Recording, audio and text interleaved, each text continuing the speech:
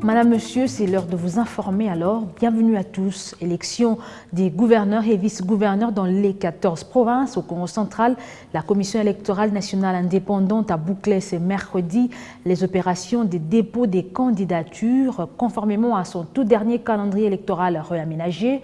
Et sauf changement de dernière minute, la date du scrutin reste maintenue pour le 6 mai prochain. Dadi Simbadieu nous en dit un peu plus dans cet élément.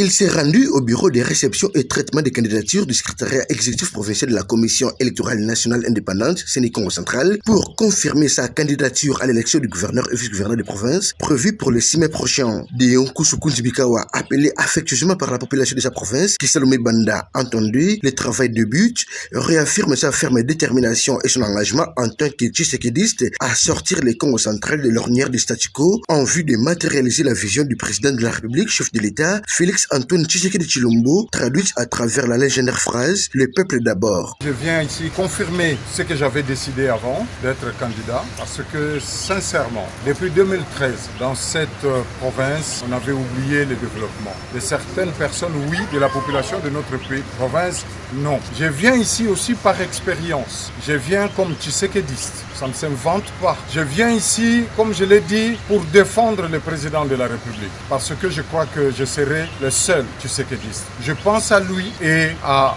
son parti politique.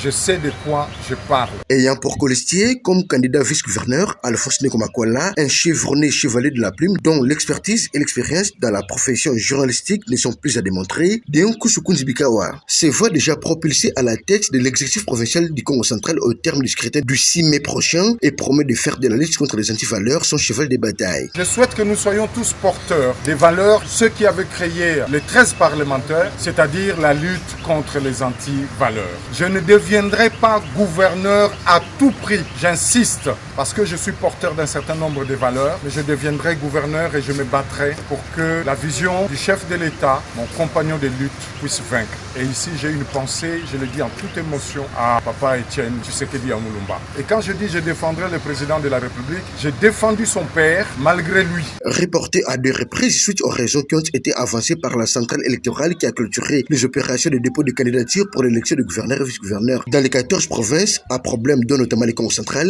tout porte à croire que plus rien ne pourra justifier un énième report de la date de ces scrutins que d'aucuns attendent avec impatience.